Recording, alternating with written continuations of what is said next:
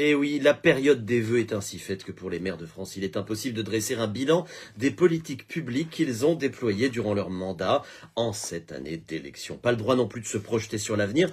D'ailleurs, c'est bien normal compte tenu du calendrier électoral. Les journalistes évoquent des vœux fades. Eh bien, moi, je les trouve pas mal, ces temps d'exposition de nos édiles, puisque ça les force à réfléchir un peu différemment et de proposer une facette plus fraternelle de leur personnalité.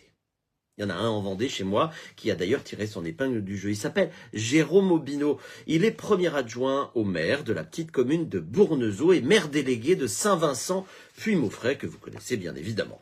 Lui, c'est son métier de raconter des histoires. Pour de vrai, devant un public, il est conteur. Alors, pensez-vous, un discours d'élu, pour lui, c'est une formalité. Et comme il est malin, le bougre, plutôt que de se prendre les pieds dans le tapis des fadaises à réciter, il s'est basé sur le calendrier des journées mondiales à réciter, pour souhaiter le meilleur pour chacun. Et comme il a eu raison, tant l'alliance du politiquement correct, du lénifiant, du consumérisme et de l'individualisme réunis mettent sur un même pied d'égalité l'essentiel et le totalement superflu. Il ne pouvait que faire recette.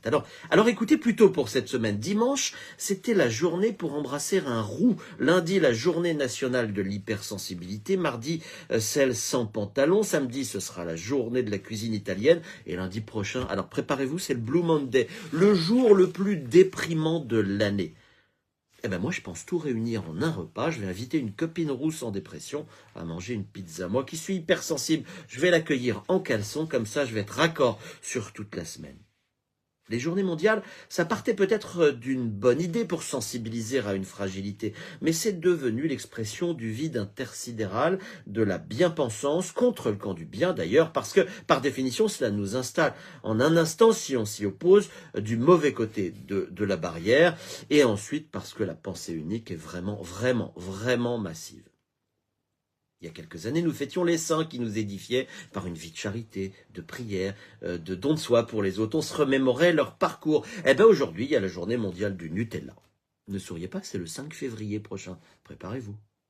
Le 2 mai, c'est la journée mondiale du jardinage nu, évoquée par le maire délégué Jérôme Aubineau dans son discours. Je vous invite donc tous à un barbecue dans mon jardin. J'ai besoin de bras, il est actuellement en friche.